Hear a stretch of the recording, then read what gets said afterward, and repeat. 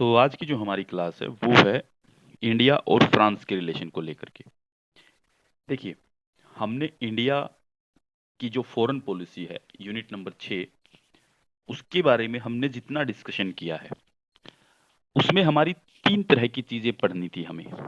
एक तो पढ़नी थी हमें इंडिया की जो फॉरेन पॉलिसी है वो अपने पड़ोसी देशों को लेकर के कैसी है।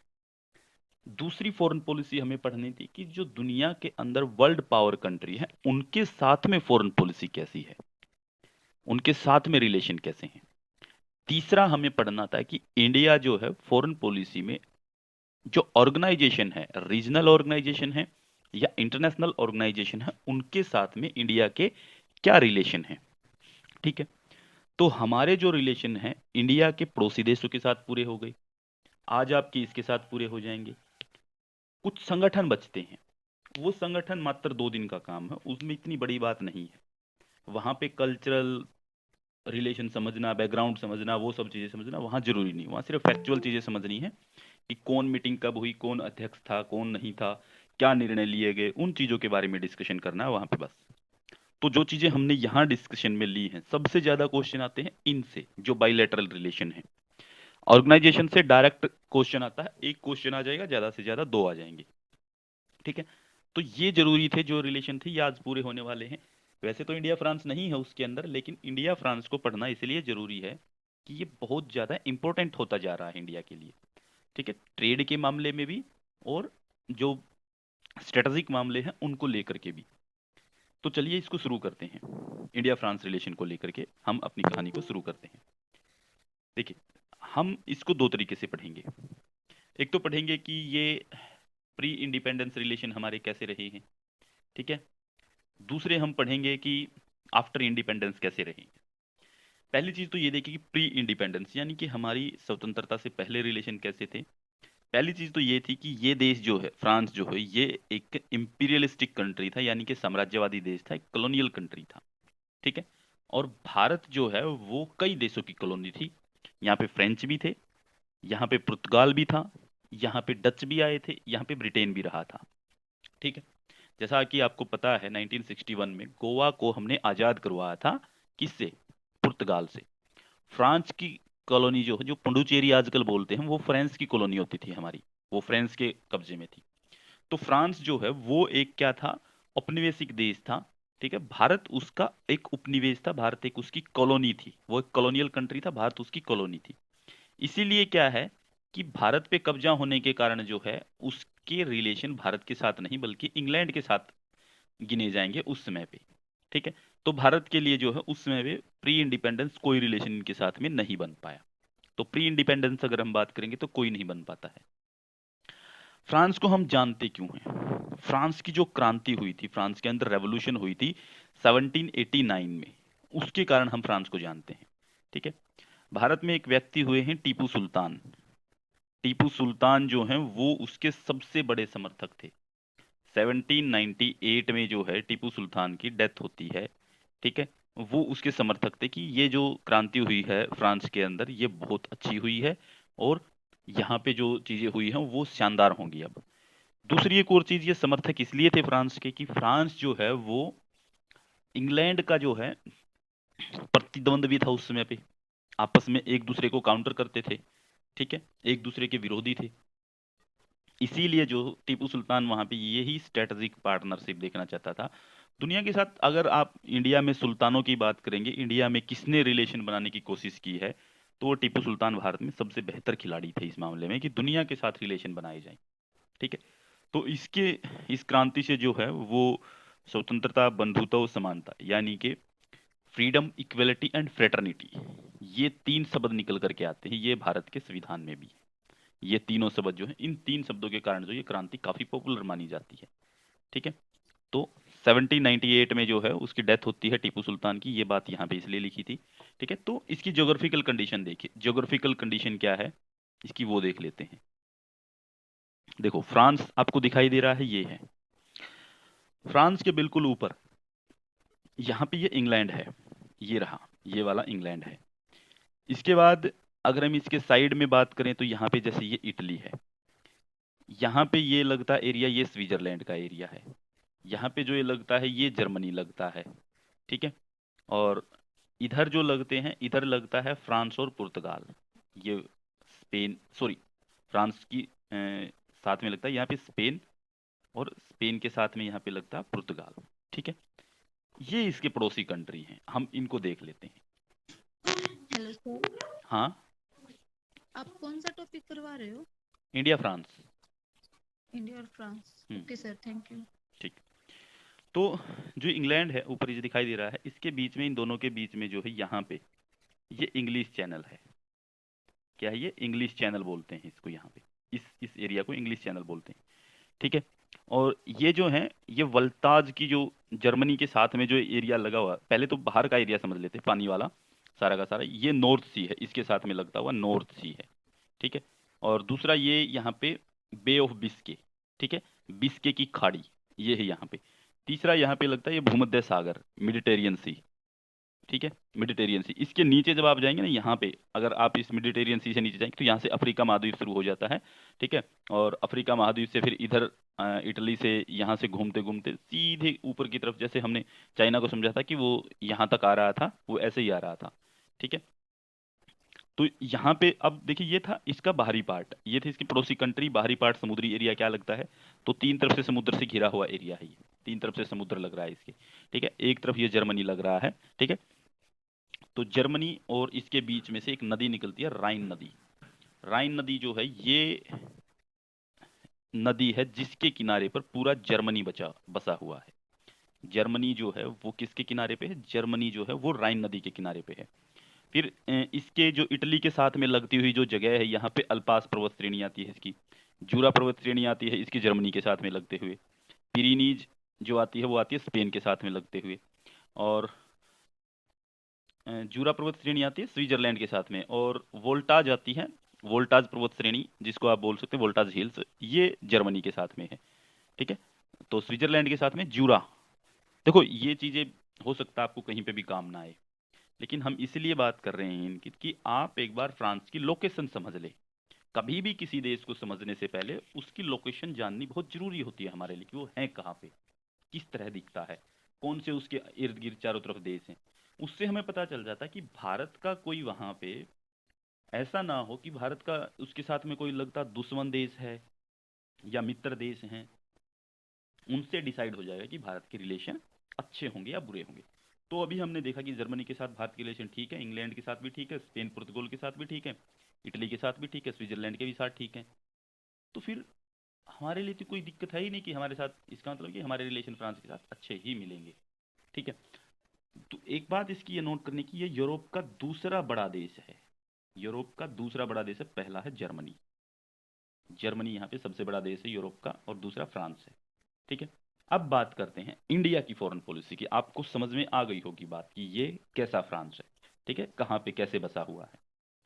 देखिए, भारत जो यूज करता है इनके साथ में, वो ट्रैक वन डिप्लोमेसी का यूज करता है। ट्रैक वन डिप्लोमेसी में क्या है कि 2014 में क्या है कि प्रधानमंत्री नरेंद्र मोदी जो है वो फ्रांस की यात्रा पे गए। ट्रैक वन डिप्लोमेसी के अंदर क्या होता है बताइए मुझे, एक बार बताइए, क्या मतलब है ट्रैक वन डिप्लोमेसी का? कोई भी बता दीजिए।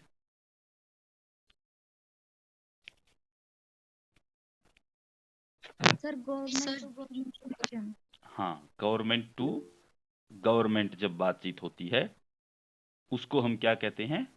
Track one diplomacy. और ट्रैक टू डिप्लोमेसी क्या होती है? Citizen to citizen. Citizen to citizen भी, और गवर्नमेंट के जो ऑर्गेनाइजेशन हैं, गवर्नमेंट के मतलब कि नॉन गवर्नमेंटल ऑर्गेनाइजेशन, एनजीओ जो हैं, और गवर्नमेंट के जो अधिकारी लोग हैं वो भी इसमें आ जाते हैं, ठीक है। अधिकारियों के बीच की वार्ताएं, सिटीजन टू सिटीजन इसको आप कह सकते हैं, सिटीजन टू सिटीजन, ठीक है। ये ट्रैक टू डिप्लोमेसी हो जाएगी। ट्रैक 1.5 क्या होती है?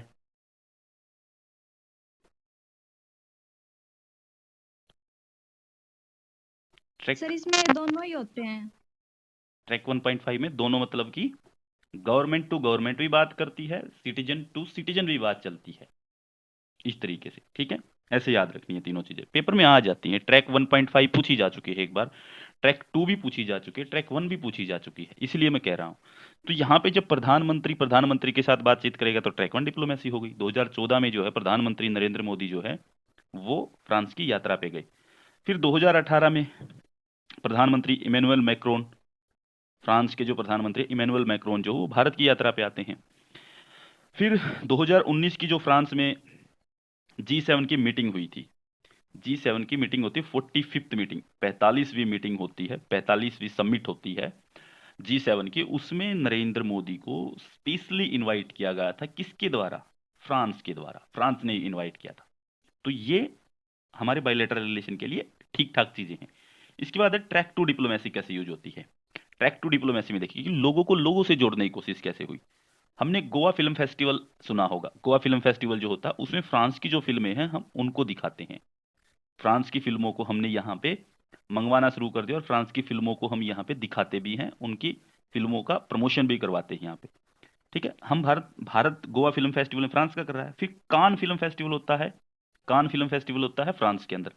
वहां पे जो है इंडियन मूवीज जो है, भारतीय फिल्में जो है वहां पे वो फिल्में चलाई जाती हैं, उनका प्रमोशन किया जाता है, उनको दिखाया जाता है। ठीक है। फिर हमारे जो कल्चरल फेस्टिवल हैं जैसे कि होली, दीपावली, ये सब जो फेस्टिवल हैं, तीज त्योहार जो भी हैं, ये कल्चरल फेस्टिवल जो हैं उनसे हम आपस में जोड़ने की कोशिश कर रहे हैं। जैसे कि इंडियन फेस्टिवल को जो फ्रांस में सेलिब्रेट किया जाता है, फ्रांस की गवर्नमेंट जो है या फ्रांस के लोग जो हैं वो भारतीय लोगों के साथ मिलकर के इंडियन फेस्टिवल को सेलिब्रेट करते हैं। भारत के अंदर भी जो फ्रांस के जो फेस्टिवल हैं उनको इंडिया में सेलिब्रेट किया जाता है। भारत के फेस्टिवल्स, भारत के अंदर जो है फ्रांस के फेस्टिवल को जो है वो सेलिब्रेट किया जाता है, उनको मनाया जाता है। जैसे 2019 में जो हमने नमस्ते फ्रांस के नाम से एक प्रोग्राम चलाया था। ये बहुत इंपॉर्टेंट है, ये पेपर में आया नहीं है, आ सकता है। इंडिया ने इसको ऑर्गेनाइज किया था, नमस्ते फ्रांस। ठीक है, नमस्ते फ्रांस जो वो कब चलाया गया ये पूछा जा सकता है 2019 में। और फिर भाई साहब कब आए थे हमारे ताऊजी ट्रंप साहब अमेरिका के साथ में, नमस्ते ट्रंप 2020 में आए थे, इलेक्शन से पहले, 2020 के इलेक्शन से पहले नमस्ते ट्रंप भी आया था। ठीक है। तो फिर क्या है कि इसी में जैसे भारत ने नमस्ते फ्रांस चलाया, वैसे ही फ्रांस ने चलाया बेजोर इंडिया, बेजोर इंडिया प्रोग्राम किया उन्होंने। ये छोटी छोटी चीजें हैं ना, ये बहुत ज्यादा इंपॉर्टेंट बन जाती हैं कई बार। आपको लगे कि ये कॉन्सेप्ट से रिलेटेड थोड़ी है। पहली बात तो कि फॉरेन पॉलिसी कहीं से भी कॉन्सेप्ट नहीं देती है आपको। फॉरेन पॉलिसी सारी की सारी डिपेंड करती है हमारे इंटरेस्ट के ऊपर। तो हम अपने इंटरेस्ट देख रहे हैं कि फ्रांस के साथ अच्छे रिलेशन बनाने, तो ठीक है, नमस्ते फ्रांस, बेजोर इंडिया, दोनों देशों की बात बन रही है आपस में, पर्सनल इंटरेस्ट देखे जा रहे हैं। ठीक है। फिर इंडिया और फ्रांस के बीच में सिविल न्यूक्लियर डील हुई है। ठीक है, सिविल न्यूक्लियर डील हुई थी 30 सितंबर 2008 में। सिविल न्यूक्लियर डील जो भारत की बहुत सारे देशों के साथ हो चुकी है, ऑस्ट्रेलिया के साथ भी हो चुकी है, फ्रांस के साथ भी हो चुकी है, अमेरिका के साथ हो चुकी है, और तजाकिस्तान के साथ हो चुकी है। साथ में हमारी सिविल न्यूक्लियर डील जो है वो रसिया के साथ हो चुकी है। तो बहुत सारे देश हैं जिनके साथ हम सिविल न्यूक्लियर डील जो है वो कर चुके हैं। तो 30 सितंबर 2008 को जो सिविल न्यूक्लियर डील का समझौता जो होना था वो हुआ था। ठीक है, इससे होगा क्या सिविल न्यूक्लियर डील से? पहली तो ये कि अपनी जो एनर्जी सिक्योरिटी है उसको हम बिल्डअप कर पाएंगे, ऊर्जा सुरक्षा।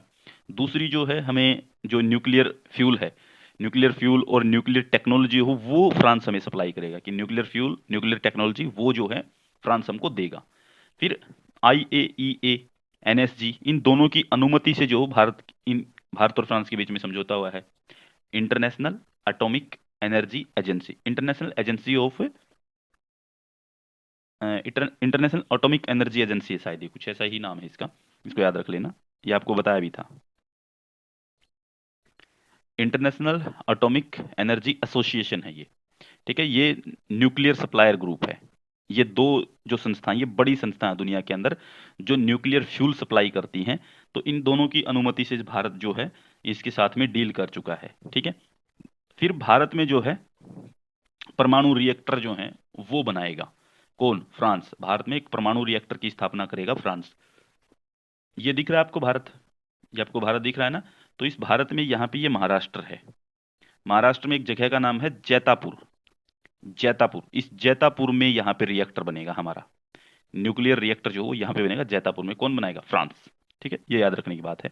ठीक है, फिर G7 की जो समिट हुई थी 2019 वाली, जो हमने कहा था अभी अभी 45th समिट जो हुई थी, इंडिया को स्पेशली इनवाइट किया गया, किसके द्वारा? फ्रांस के द्वारा। ये समिट हुई कहाँ थी?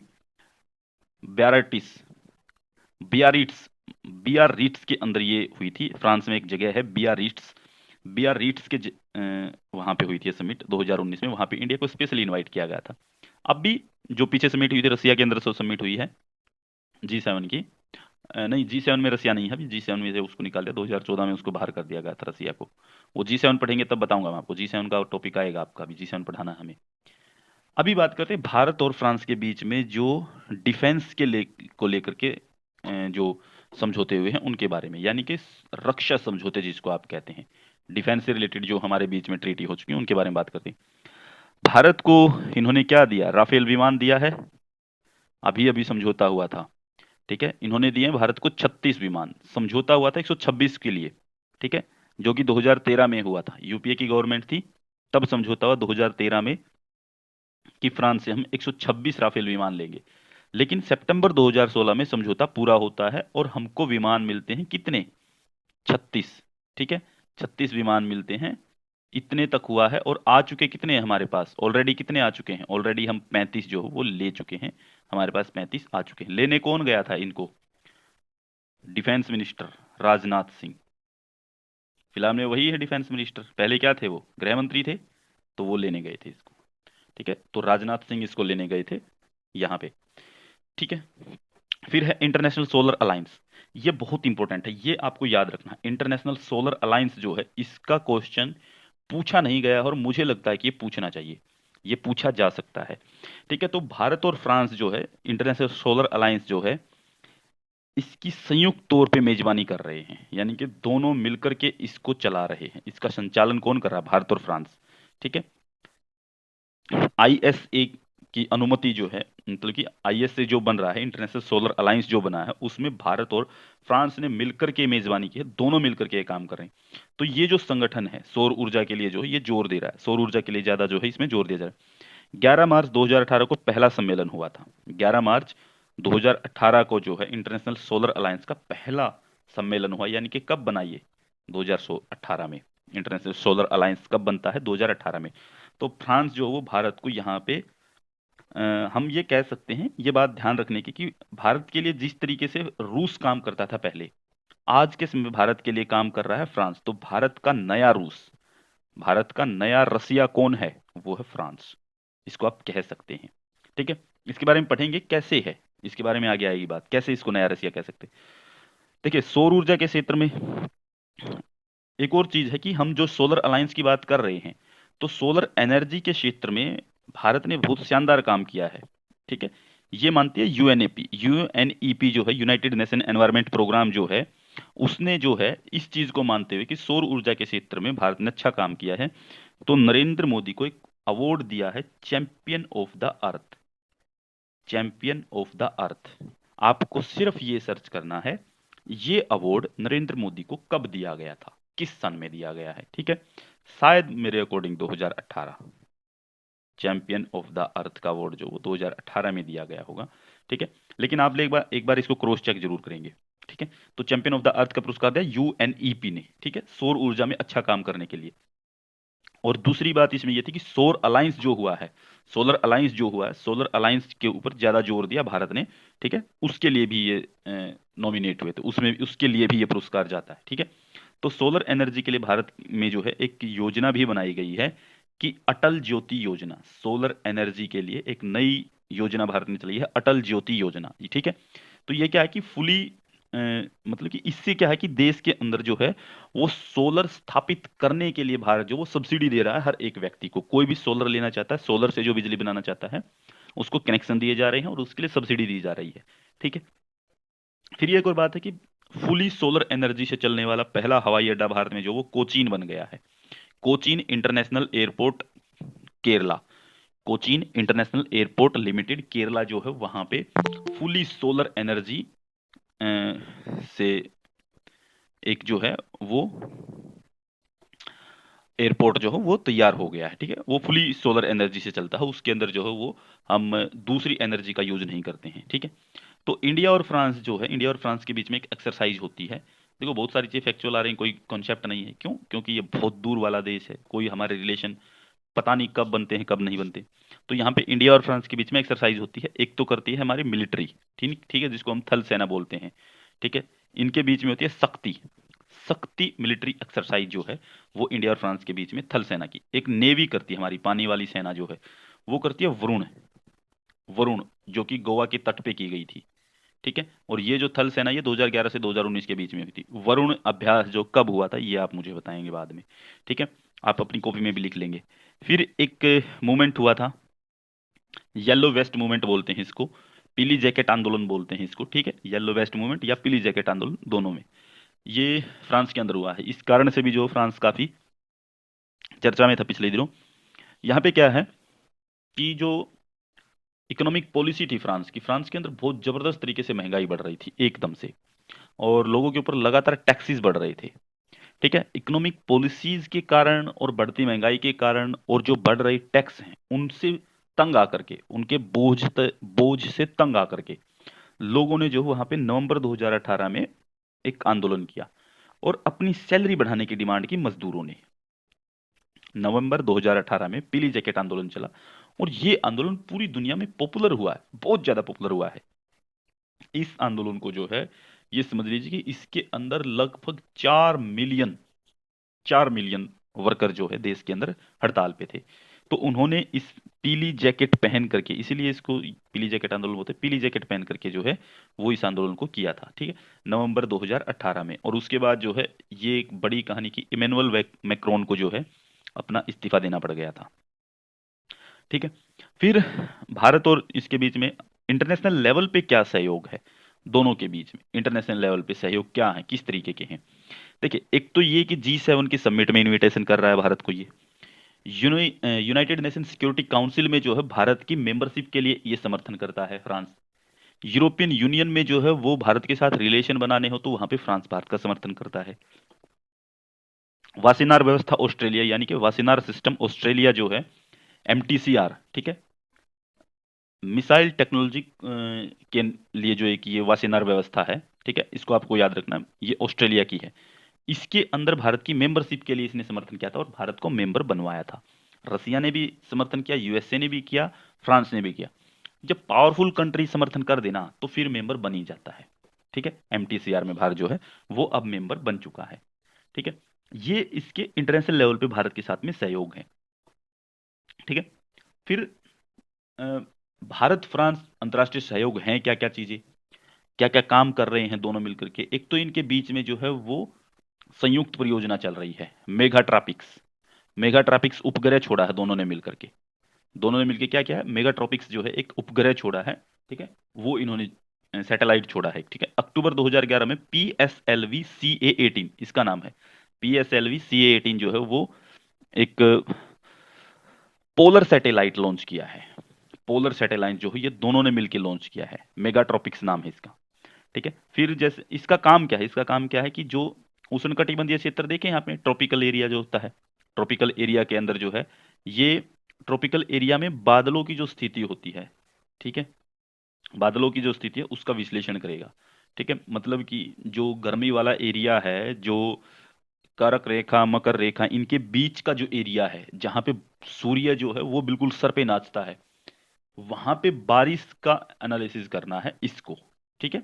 अक्टूबर 2016 में जो है मेघा, मेघा नाम लिखा हो ना तो मेघा ट्रॉपिक्स इसी के लिए नाम है, ये मेघा ट्रॉपिक्स उपग्रह। वैसे इसका साइंटिफिक नेम देखेंगे तो आप PSLV CA-18, ठीक है, पोलर सैटेलाइट लॉन्च किया है, ठीक है, पोलर सैटेलाइट व्हीकल। फिर सरल, ये एक सरल नाम से भी एक इनका वो जो है सैटेलाइट है, मतलब satellite with Argos and AltiKa, Altira, satellite with Argos and Altira. ये भी PSLV CA-18 है, 25 फरवरी 2013 को छोड़ा गया, ये टेक्नोलॉजी है, ये टेक्नोलॉजिकल नेम है इसका। ये 25 फरवरी 2013 को छोड़ा गया था, 2011 में एक छोड़ा था, 2013 में फिर दूसरा छोड़ा। ये क्यों छोड़ा, ये तो था कि गर्मी वाले एरिया में हम बादलों का एनालिसिस करेंगे, दूसरा था ये समुद्र में बढ़ते जल स्तर का की स्टडी करनी है हमें, उसके ऊपर रिसर्च करनी है कि जो सी है, जितना भी समुद्री एरिया है, उसके अंदर पानी का जो जल स्तर है वो क्यों बढ़ रहा है, उसकी स्टडी करने के लिए जो है ये छोड़ा गया सरल नाम से एक उपग्रह दूसरा। ठीक है, ये संयुक्त परियोजना इन दोनों ने मिलकर के छोड़ा है, कोई अकेला भारत नहीं छोड़ रहा, अकेला कोई जो है ये फ्रांस नहीं छोड़ रहा। फिर है जैसे, अब हमारे लिए क्वेश्चन था बीच में कि is France new Russia for India, क्या फ्रांस जो है वो भारत के लिए नया रसिया बन गया है? जी हाँ, बिल्कुल बन गया है। पहली चीज तो ये कि रक्षा के मामले में बहुत सारे समझौते हो रहे हैं, इकोनॉमिक मामले में बहुत सारे समझौते हो रहे हैं, स्ट्रेटेजिकली यानी कि सामरिक महत्व बहुत ज्यादा है, संगठन के मामले में कि हमको ये सिक्योरिटी काउंसिल मेंबरशिप के लिए, ईयू में जो है ये हमारे इंटरेस्ट के लिए, ठीक है, एमटीसीआर में सदस्यता के लिए हमारी पहचान की। फिर सांस्कृतिक यानी कि नमस्ते ट्रम्प चल रहा है, बेजोर इंडिया चल रहा है, सॉरी नमस्ते फ्रांस चल रहा है, बेजोर इंडिया चल रहा है ये प्रोग्राम। फिर energy security, nuclear civil deal हुई है, सिविल न्यूक्लियर डील जो है वो हो चुकी है दोनों के बीच में। इकोनॉमिक ट्रेड जो है वो उसके लिए जो है ये आपस में समझौते कर चुके हैं। देखिए अब आगे देखें इसके अंदर, आईटीईआर ये बहुत इंपॉर्टेंट है, international thermo nuclear experiment reactor. International thermo nuclear experiment reactor, ये जो क्वेश्चन है ना, ये क्वेश्चन आपका फर्स्ट पेपर में भी आया था शायद एक बार। ठीक है, ये क्या कि दुनिया की सबसे बड़ी साइंस का प्रोजेक्ट, दुनिया का सबसे बड़ा साइंस प्रोजेक्ट है ITER, international thermo nuclear experiment reactor.